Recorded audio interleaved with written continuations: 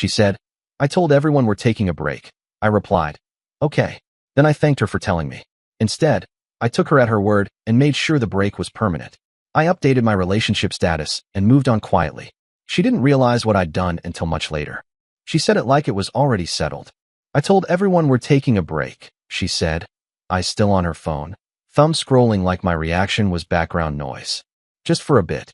I'm Mark, 35M. She's Lena, 32F. We'd been together almost 4 years, living together for 2. No explosive fight. No cheating reveal. Just a random Tuesday night, and that sentence dropped into the room like a casual update. I remember blinking and saying, oh, not why, not since when, just, oh. She finally looked up, annoyed. Don't be dramatic. It's not a breakup. I just needed space, and I didn't want people asking questions. There it was. People. Always people. So you announced it? I asked. Yeah, she said. I told them we're on a break. It's easier that way. You're fine with it, right? I thought about correcting her. About saying she should have talked to me first. About pointing out that taking a break isn't a press release, it's a conversation. Instead, I nodded. Okay. That threw her off. She squinted at me like she'd expected resistance. Okay. Yeah, I said. Thanks for telling me. She frowned. You're being weird. Maybe. But something clicked in my head the moment she said she'd already told everyone. Not asked. Told. She went back to her phone, satisfied. I sat there quietly, replaying the words. We're taking a break. Said with confidence. Like a decision she'd made for us. So I decided to take her at her word. That night, after she went to sleep, I updated my relationship status. Removed the photos. Changed the settings. Nothing dramatic. No announcement. No subtweet. Just accurate information. Single. Then I booked a short trip for the weekend. She said she needed space. Packed light. Left a note on the counter. Have a good break. I didn't argue. I didn't beg. I didn't chase. I just made sure the break was real. She wouldn't realize what I'd done until much later. The thing about silence is that people mistake it for agreement. Lena did. The next morning, she was humming while getting ready, moving around the apartment like nothing had shifted. She kissed me on the cheek on her way out and said, I'll probably stay at Maya's tonight. You know space. Of course, I said. Calm. Polite. Cooperative. She smiled like she'd won something. The moment the door closed, I sat down and made a list. Not an angry one. A practical one. Shared subscriptions. Shared calendar. Joint friend groups. The things you don't notice until someone casually announces they've already reframed your relationship to the public. By noon, my phone buzzed. A message from my cousin. Hey man, heard you and Lena are taking a break. You okay? Interesting. So everyone really meant everyone. That's when it hit me. This wasn't about space. This was about optics. She wanted the freedom of being single with the security of me staying put. A soft launch into independence without the inconvenience of consequences. I didn't correct anyone. Didn't clarify. Didn't defend us. I just let the story stand. That evening, I posted a photo from my run. Nothing flashy. Just the skyline, my shoes at the edge of the path. Captionless. But my relationship status, quietly, unmistakably, said single. I muted her stories. Not blocked. Just muted. The next day, I booked movers for the following week. Not to be dramatic, just efficient. I asked a friend if I could crash on his couch for a bit. He said yes immediately, no questions asked. Lena texted me that night. Everything okay? You've been quiet. I replied honestly. Just giving you the break you wanted. She left me on read. 2 days later, she posted a story at a rooftop bar. Smiling. Tag location. New dress. Comments rolling in with fire emojis and get it girl energy. I watched it once. Then closed the app. Because while she was testing what a break felt like, I was finalizing what it meant. She still thought we were paused. I had already pressed stop.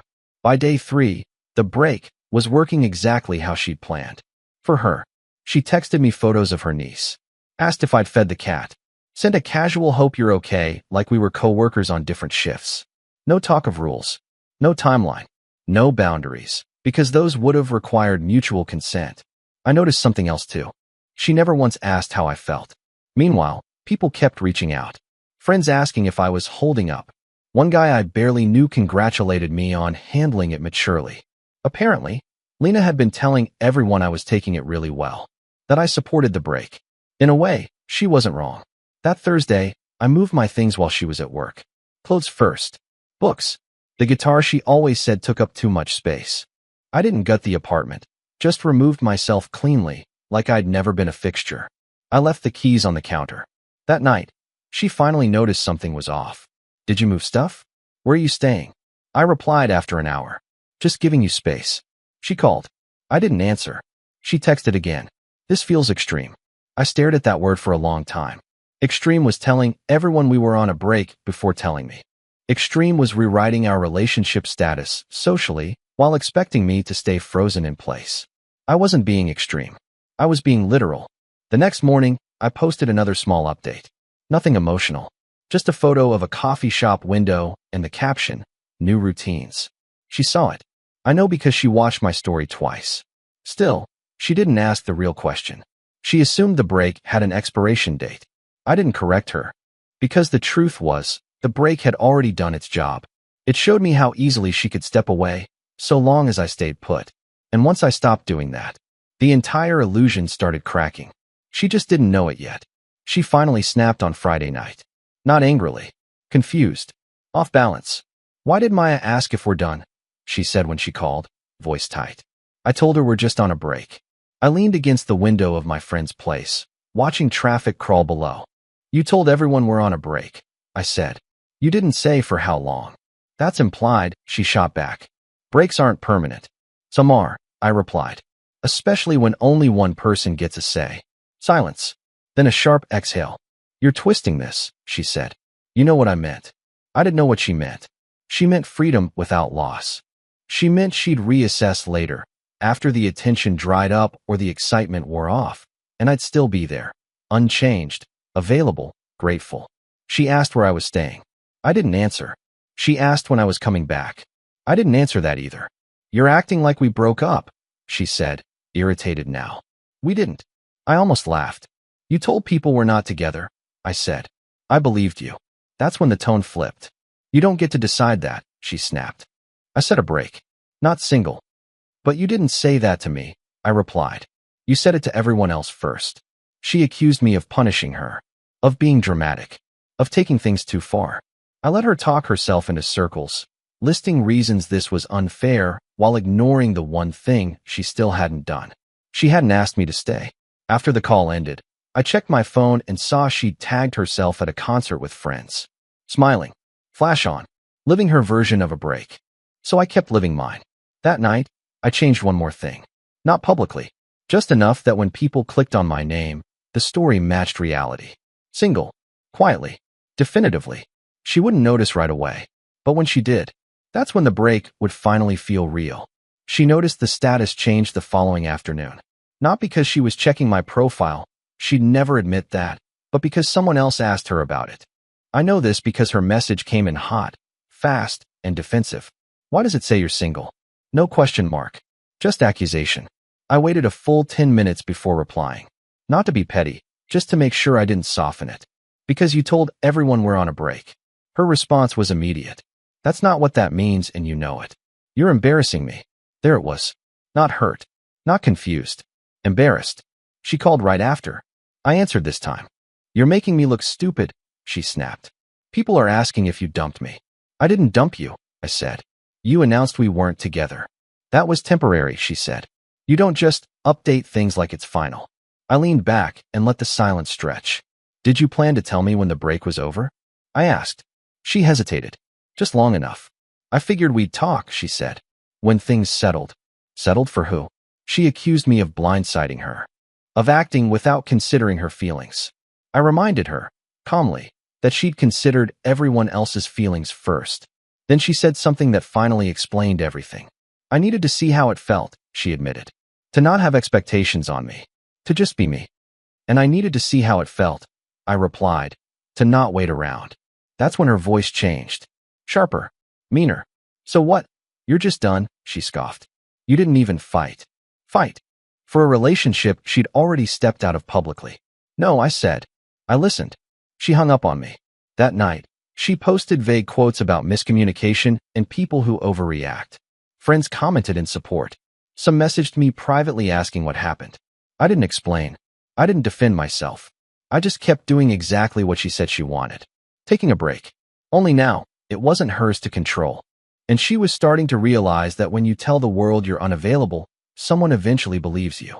The next few days were strange in a quiet, unsettling way. Lena stopped posting for a full 24 hours. That alone was unusual. When she did resurface, it was with a carefully worded story about needing clarity and respecting personal boundaries. No mention of me, but also no denial that we were done. People filled in the blanks for her. Meanwhile, I kept doing nothing loudly.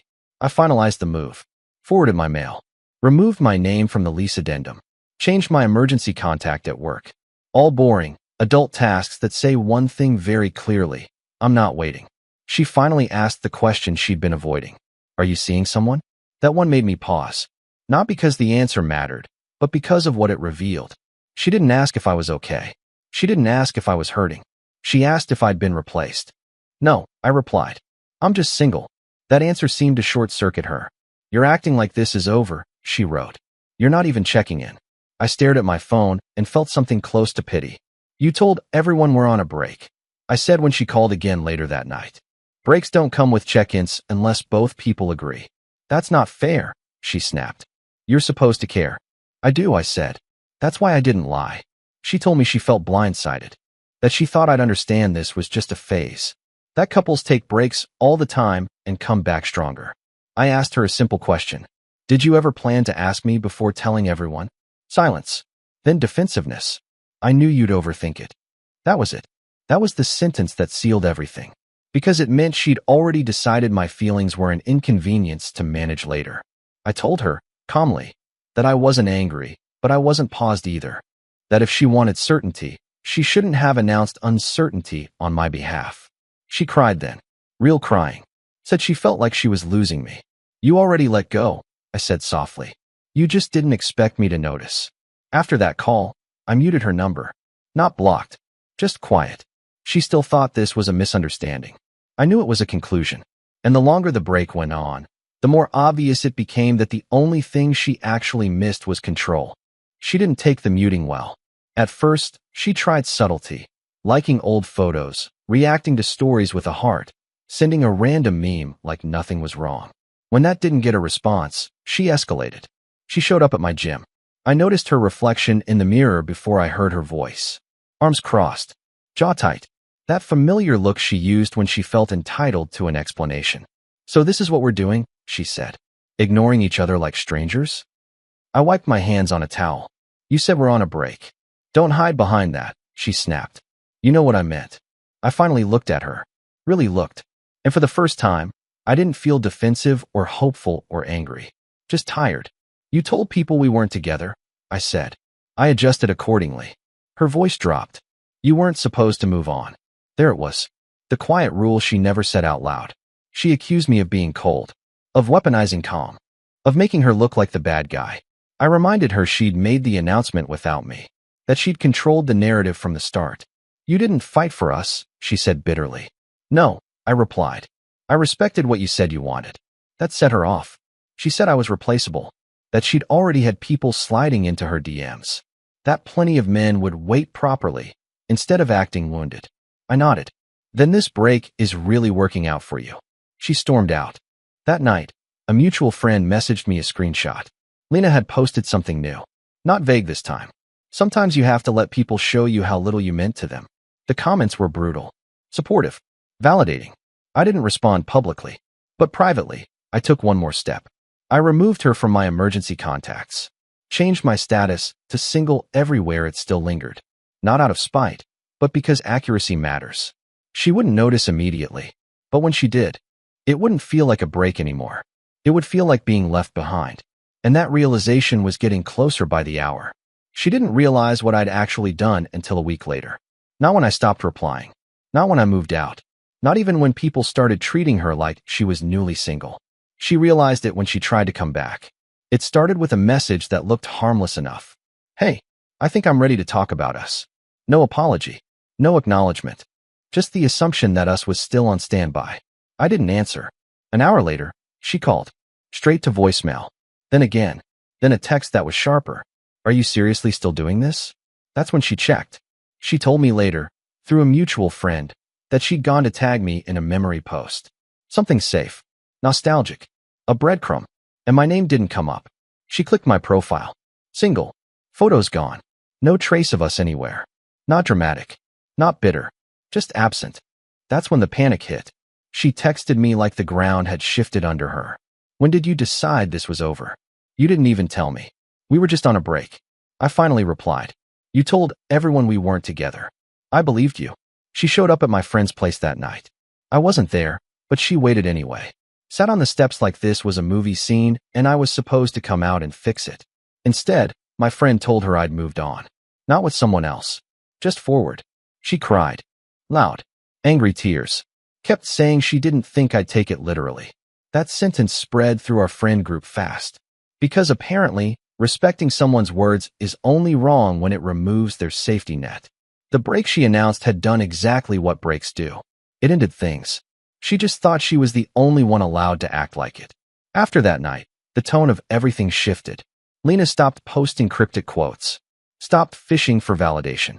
The performance ended the moment she realized there was no audience left to influence the outcome. Instead, she went quiet, and that silence lasted 3 days. On the 4th day, she finally sent a message that wasn't angry, defensive, or strategic. I didn't think you'd actually leave. There it was. The core truth. Not I didn't want us to end. Not I'm sorry. Just shocked that I'd stepped out of the role she'd assigned me. She asked to meet. Just to talk. No pressure. I agreed. Mostly because I wanted to hear what she'd say now that the leverage was gone. We met at a cafe we used to go to on Sundays. Neutral ground. Familiar enough to feel safe. She looked different. Smaller somehow. No edge. No sarcasm. When she sat down, she didn't pull out her phone. I thought a break meant you'd wait, she said quietly. I needed space to figure things out, but I always assumed you'd still be there. I asked her why she hadn't told me first. She swallowed. Because I knew you might say no. That answer didn't make me angry. It just made everything clear. She admitted she liked how the break felt. Attention without accountability, sympathy without responsibility. She liked that people checked on her. That no one questioned her choices. But when you stopped orbiting, she said, voice shaking, everything fell apart. I nodded. Because it wasn't a break. It was a test. She asked if there was any chance of fixing things. I thought about it. Honestly. Then I said the truth. I don't want to be with someone who needs to step away publicly to decide if I'm worth keeping privately. She cried. Not theatrically. Just quietly. When we stood to leave, she asked one last question. Did you ever plan to come back? I looked at her and answered simply. Not after you made the decision without me. She watched me walk away. This time, she didn't call after me. Because she finally understood what the break had actually been. An ending she announced. And one I accepted. It ended the way most real things do. Quietly. No announcement. No dramatic post. No final argument where one of us wins. Just distance settling into permanence. A week after we met, Lena tried one last time. Not with anger, not with tears, but with nostalgia. She sent a photo from years ago, us on a weekend trip, smiling like we didn't know what we'd become. We were good once, she wrote. I didn't deny it. I just didn't respond. Because being good once isn't enough to justify being dismissed later. And love that only exists when it's convenient isn't love, it's a placeholder. Word eventually got around that I'd moved on. Not dating seriously, just living differently. New routines. New circles. No waiting. No limbo. People stopped asking about us. They stopped framing it as a break. It became what it had always been. A breakup she announced before she understood the cost. I heard she was angry for a while.